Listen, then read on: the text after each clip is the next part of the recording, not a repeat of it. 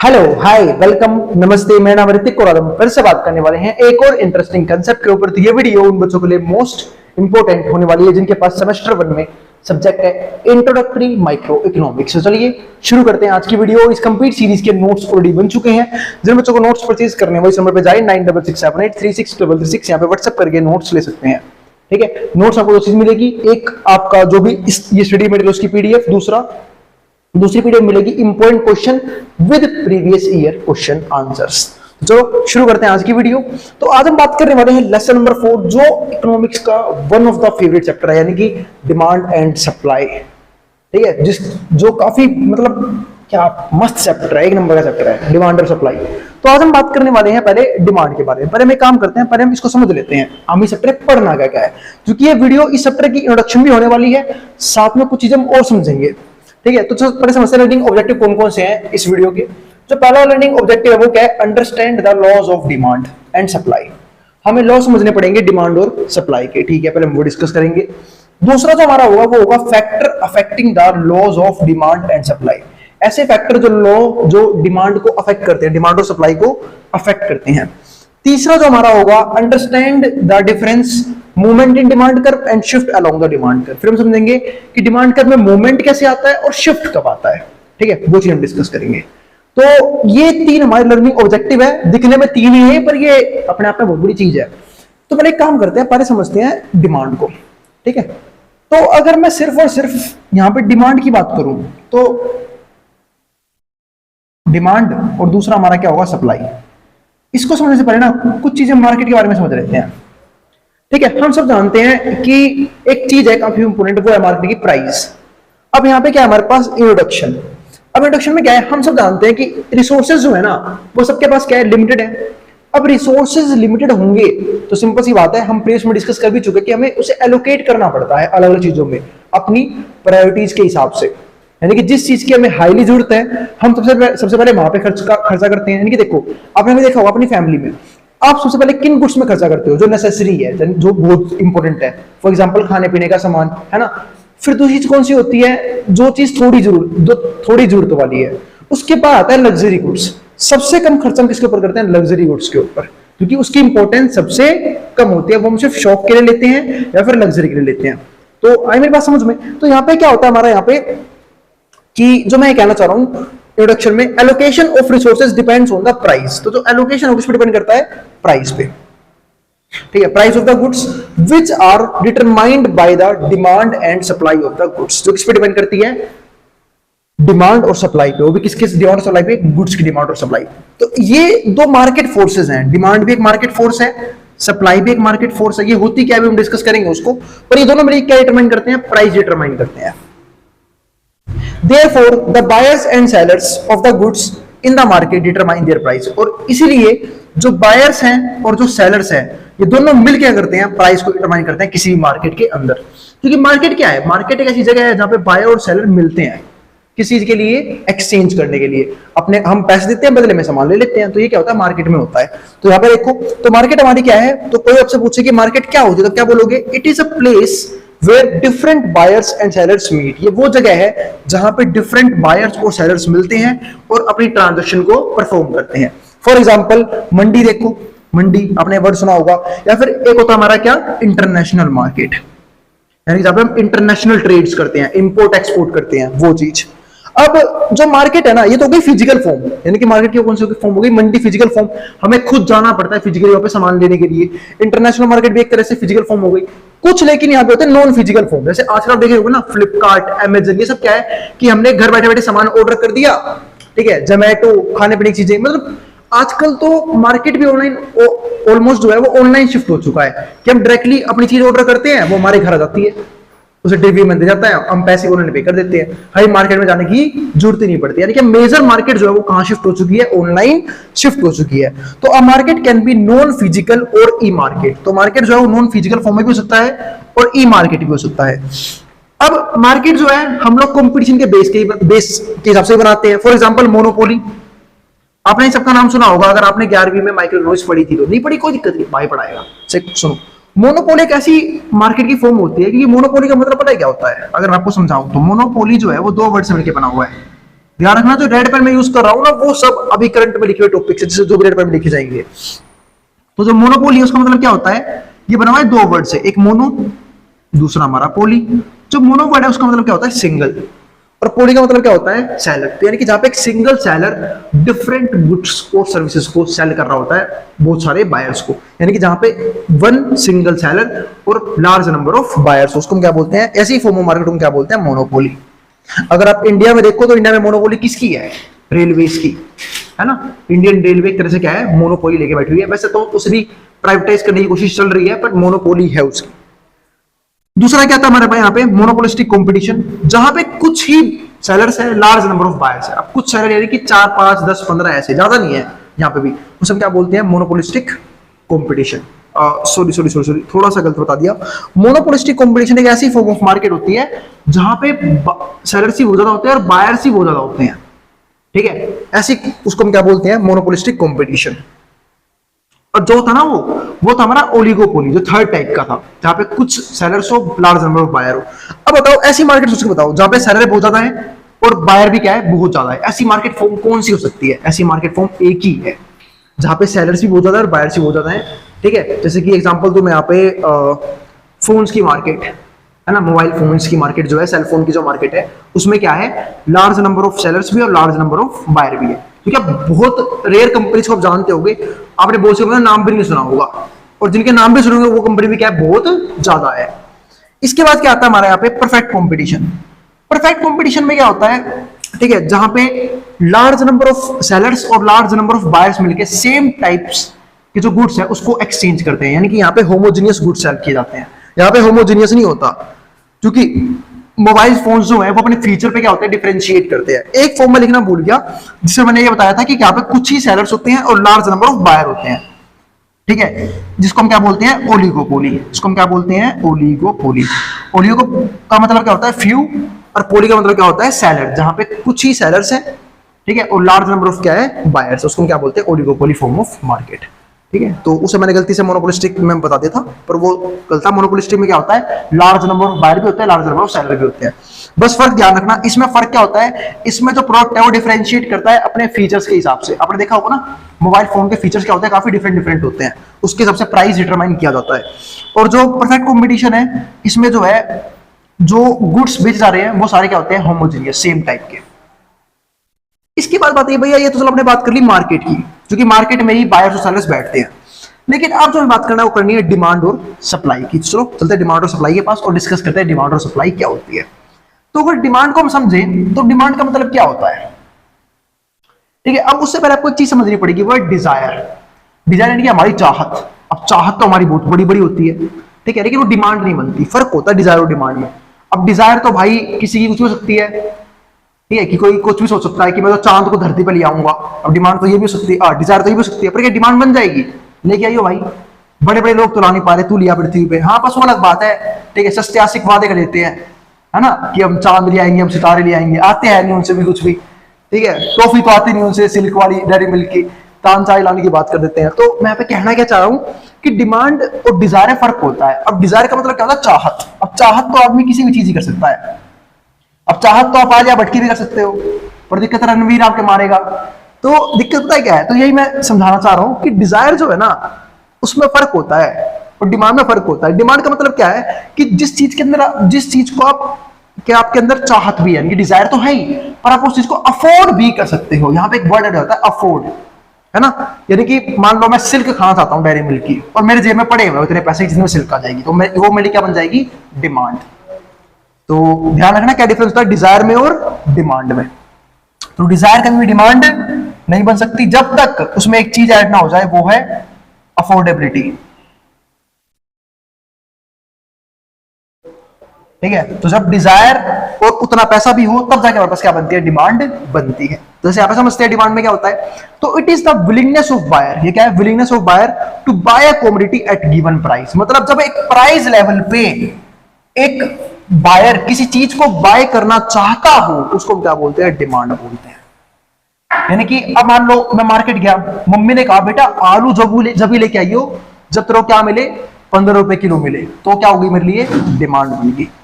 आई बात समझ में, तो ध्यान रखना इस बात को। अब इसके बाद क्या है हमारे पास यहाँ पे, अब एक टॉपिक होता है क्वांटिटी डिमांडेड, तो ये तो होगी डिमांड की बात। अब मैं आपको एक चीज और समझा देता हूँ। जो डिमांड है ना, उसका रिलेशन क्या होता है प्राइस से, काफी इंपॉर्टेंट रिलेशन है। डिमांड और प्राइस के बीच में नेगेटिव रिलेशन देखा जाता है। अगर प्राइस बढ़ेगी तो डिमांड कम हो जाएगी, और प्राइस कम होगी तो डिमांड बढ़ जाएगी। इसका एक मेन रीजन समझते हैं। तो कहाँ पे लिखूं, यही लिखता हूँ यार, देखो प्राइस दे भी रखा है मैंने, तो यहाँ पे देखते हैं। अगर प्राइस बढ़ी तो डिमांड कम हो जाएगा, और प्राइस कम होगी तो डिमांड बढ़ जाएगा। तो यहाँ पे क्या देखा गया है, नेगेटिव रिलेशन प्राइस और डिमांड के बीच में। अब ऐसा क्यों होता है पहले वो समझ लेते हैं। मैं ये तो समझ लिया ऐसा होता क्यों है, वो समझते हैं। उसका एक मेन रीजन क्या है। जब प्राइस बढ़ जाएंगे तो डिमांड कम क्यों होती है, क्योंकि हमारी परचेजिंग पावर कम हो जाती है।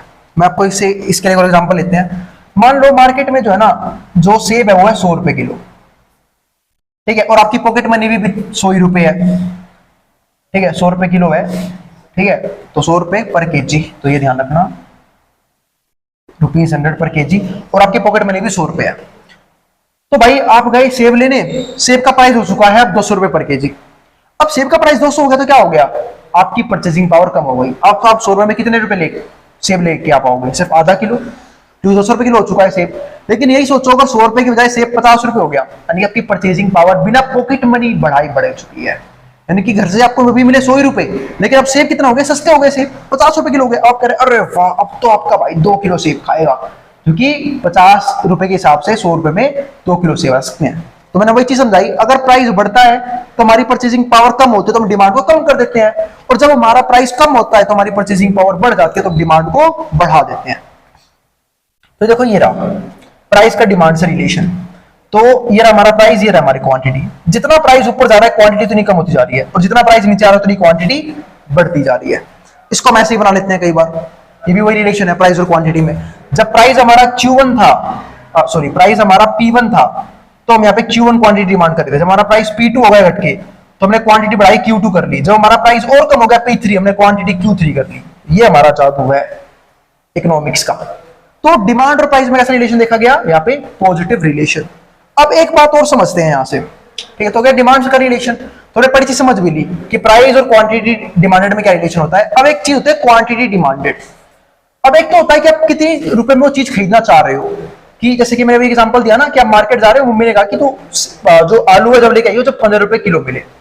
लेकिन सपोज करो आप 15 रुपए के हिसाब से 3 किलो जो आलू है वो खरीदना चाहते हो। अब ये पता है क्या हुई, क्वांटिटी डिमांडेड, मतलब एक पर्टिकुलर लेवल प्राइस पे आप कितनी क्वांटिटी डिमांड कर पा रहे हो। जैसे मैंने यहाँ पे एग्जांपल दिया था, जब सेब 200 रुपए हो गए थे तो मैं सिर्फ आधा किलो सेब कंज्यूम कर पा रहा था।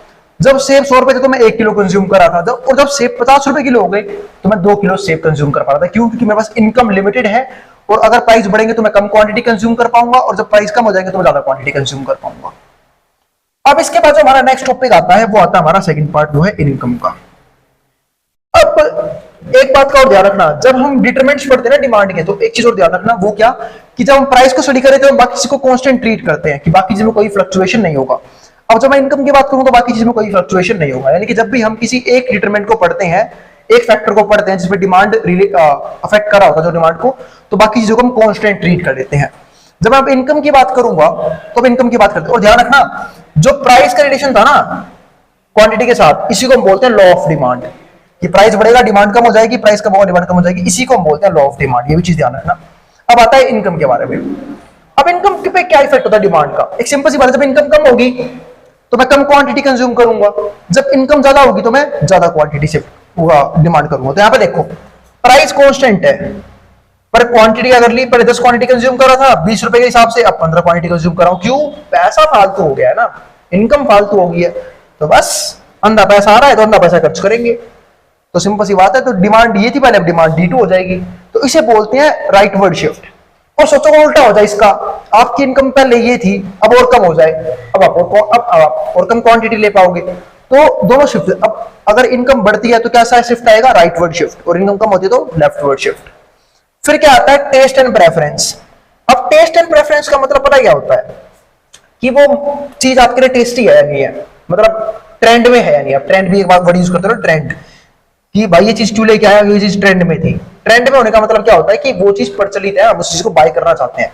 तो अगर कोई चीज ट्रेंड में है तो हम उसकी क्वांटिटी को बढ़ा देंगे, उसकी डिमांड को बढ़ा देंगे। लेकिन कोई चीज मान लो आउटडेटेड हो गई है, वो फैशन में ही नहीं है, तो हम उस चीज को क्या कर देंगे, उसकी डिमांड को कम कर देंगे। तो ये हमारा क्या होता है टेस्ट एंड प्रेफरेंस, कई बार हमारा प्रेफरेंस भी होता है, ठीक है, और टेस्ट भी होता है। जो फोर्थ हमारा वो है काफी इंपोर्टेंट, उससे पहले मैं ये चीज मिटा देता हूं यहाँ पे, ठीक है, तो ये चीज मैंने मिटा दी है। जो फोर्थ पॉइंट हमारे पास वो है प्राइस ऑफ रिलेटेड गुड्स। अब इस प्राइस ऑफ रिलेटेड गुड्स का मतलब क्या होता है पहले वो समझते हैं। तो यहाँ पे एक वर्ड क्या लिखा है, प्राइस ऑफ रिलेटेड गुड्स। कई बार किसी और गुड्स के प्राइस भी ना दूसरे को अफेक्ट करते हैं। अब और इसमें ना गुड्स के दो टाइप होते हैं, एक तो होता है सब्स्टिट्यूट गुड्स, और जो दूसरा होता है हमारा वो होता है कॉम्प्लीमेंट्री गुड्स। Complementary goods. अब बात है भैया ये क्या है, दो टाइप गुड्स की समझाता हूं मैं। सब्स्टिट्यूट गुड्स का मतलब पता है क्या होता है, जब हम एक गुड्स को दूसरे गुड्स से रिप्लेस कर सके या फिर सब्स्टिट्यूट कर सके, यानी कि हटा सके। फॉर एग्जांपल, अगर आपको सोना नहीं है, जैसे कि हम कई बार होता है रात को लेट नाइट तक पढ़ रहे होते हैं, लेट नाइट तक कोई काम कर रहे होते हैं, या फिर सुबह उठते ही, तो जैसे चाय और कॉफी हो गई, ये क्या है, सब्स्टिट्यूट गुड्स है। कि अगर आपको घर में चाय नहीं बनी, आप कहते हो मम्मी कॉफी बना दो, कॉफी नहीं मिल रही, चाय मांग लेते हो। तो जब भी हम एक गुड्स की जगह दूसरे गुड्स को प्रेफर करें ना, उसको हम बोलते हैं कि वो गुड्स उसका क्या है, सब्स्टिट्यूट है। फॉर एग्जांपल, आप मानो कोल्ड ड्रिंक लेने गए, ठीक है, तो आप बोले भैया कोक दे देना एक, वो कह रहा है कोक नहीं है भाई, कह रहा बेस्ट स्प्राइट होगी वही दे दो, कह रहा वो भी नहीं है, कह रहा भाई कोई सी कोल्ड ड्रिंक होगी वही पकड़ा दो। तो ये भी क्या हो गया, एक तरह का कॉम्प्लीमेंट्री गुड्स, ठीक है। अब बात इसका डिमांड से क्या रिलेशन है वो समझने की कोशिश करते हैं, जो कितना तगड़ा रिलेशन है। अब देखो भाई, एक है कोक और एक हमारे पास मान लेते हैं पेप्सी, दोनों पॉपुलर कंपनी थी क्या है भाई, ठीक है। तो भाई कोक और पेप्सी मान लेते हैं, एक नंबर की कंपनी है, ठीक है, कोक और पेप्सी। सोच के देखो, कोक ने अपने प्राइस रखे हुए कांस्टेंट, पेप्सी ने अपने प्राइस को बढ़ा दिया। क्या अब आप पेप्सी कंज्यूम करोगे? नहीं। कह रहे अरे भैया टेस्ट सेम ही आएगा, पेप्सी क्यों कोक पियो। तो कोक के प्राइस कांस्टेंट है पर पेप्सी ने अपने प्राइस बढ़ाए, तो क्या हो जाएगा, पेप्सी के प्राइस बढ़ते ही पेप्सी की डिमांड क्या हो गई, कम हो गई, लेकिन कोक की डिमांड क्या हो गई, बढ़ गई। मतलब ने कुछ नहीं किया, ना प्राइस बढ़ाया ना घटाया, बढ़ाया प्राइस किसने, पेप्सी ने। उसके चक्कर में क्या हो गया, कोक की डिमांड बढ़ गई, क्योंकि लोगों ने पेप्सी की डिमांड कम कर दी। इसका सेम एग्जांपल अभी की उसे सिखाता हूं, एनवायरमेंट से एक बेस्ट एग्जांपल मेरे दिमाग में आ रहा है। आपने देखा अभी क्या हुआ है, एयरटेल, जियो, ठीक है, इन सारी कंपनियों ने प्राइस बढ़ा दिए। अब हुआ क्या, एमटीएनएल मार्केट में घुस गई, बीएसएनएल, उसने प्राइस को सेम रखा, या फिर कुछ बड़ी अप्लायंस और लगा दिए, ठीक है, तो उसने प्राइस को सेम रखा। तो हुआ क्या, जो कंज्यूमर्स है ना वो शिफ्ट हो गए, जियो के कंज्यूमर भी कम हो गए, एयरटेल के कंज्यूमर भी कम हो गए, वोडाफोन के भी कम हो गए, सब कहां शिफ्ट हो गए, बीएसएनएल पे। क्यों? क्योंकि उन्होंने अपने प्राइस को सेम रखा हुआ है, तो लोग जो है उनका सब्सक्रिप्शन छोड़ के यहाँ पे अपना रिचार्ज करवाएंगे बीएसएनएल का। वही सेम एग्जांपल यहाँ पे है, तो ये ध्यान रखना। और इसका उल्टा होता था, अगर मान लो पेप्सी अपने प्राइस को, कोक अपने प्राइस को बढ़ाती तो कोक की डिमांड कम होती, पेप्सी का डिमांड बढ़ जाती। तो हमने क्या देखा, कोक का प्राइस अब कम हुआ तो डिमांड किसकी बढ़ी, पेप्सी की। और सपोज करो, अब यहाँ पे देखना एक और एग्जांपल इसका देखते हैं। कोक है, कोक ने प्राइस को कांस्टेंट नहीं रखा, कोक ने अपने, और पेप्सी है, अब की बार पेप्सी ने जो है वो अपने प्राइस को क्या रखा, कांस्टेंट रखा, लेकिन कोक ने अपना प्राइस कम कर लिया। तब हुआ क्या, कोक की डिमांड बढ़ जाएगी, पेप्सी की डिमांड कम हो जाएगी। तो ये चीज होती है यहाँ पे, तो ये चीज भी ध्यान रखना कि कोक और पेप्सी दो चीज थी, कोक ने अपने प्राइस को क्या रखा, यहाँ पे कम कर लिया, तो कोक की डिमांड बढ़ गई। अब हुआ क्या, लोग पेप्सी से शिफ्ट कर जाएंगे, जबकि पेप्सी का प्राइस सेम ही था। तो ऐसे इफेक्ट करते हैं ये दोनों गुड्स एक दूसरे को। लेकिन अब आता है कॉम्प्लीमेंट्री गुड्स। पता है कॉम्प्लीमेंट्री गुड्स कौन से होते हैं, जो एक दूसरे की डिमांड को फुलफिल करते हैं। फॉर एग्जांपल, जैसे कि पेन और इंक, ठीक है, कार और पेट्रोल, बाइक और पेट्रोल। आपने सोचा होगा घर में कभी बोला होगा पापा से कि पापा बाइक दिला दो, कब तक पैदल जाता रहूंगा कॉलेज वगैरह, ठीक है। तो पापा ने बोला बेटा बाइक तो मैं दिला दूं, पर पेट्रोल रखा है 100 रुपए लीटर, ठीक है, और इतना पैसा नहीं कि बाइक दिला दूं, ठीक है। तो यहां हमने क्या देखा कि एग्जाम्पल लेते हैं फिर से कार और पेट्रोल का। तो सपोज करो कार, पेट्रोल के प्राइस बढ़ गए, ठीक है, पेट्रोल के प्राइस बढ़ गए, कार का प्राइस कांस्टेंट है, पर कार की डिमांड क्या हो जाएगी, अपने आप ही कम हो जाएगी। क्यों? क्योंकि पेट्रोल ने अपने प्राइस क्या कर दिया, यहाँ पे बढ़ा लिए। तो पेट्रोल के प्राइस बढ़े तो कार की डिमांड क्या हो गई, कम हो गई। और जब पेट्रोल के जो प्राइस है वो कम होंगे तो क्या हो जाएगा, कार की डिमांड बढ़ जाएगी। ऐसे सेम बाइक की एग्जांपल में समझ सकते हो। तो ये चीज होती है यहाँ पे। तो ये हो गया हमारे क्या, कॉम्प्लीमेंट्री गुड्स, जो एक दूसरे की डिमांड हो करते हैं, कंप्लीट करते हैं। तो ये थी हमारी आज की वीडियो। इसके बाद हम बात करेंगे नेक्स्ट वीडियो में और कंसेप्ट के बारे में डिमांड के। ठीक है, अब इसको यहाँ से जो उतारना उतार सकता है, मैं हट रहा हूँ बोर्ड के सामने से।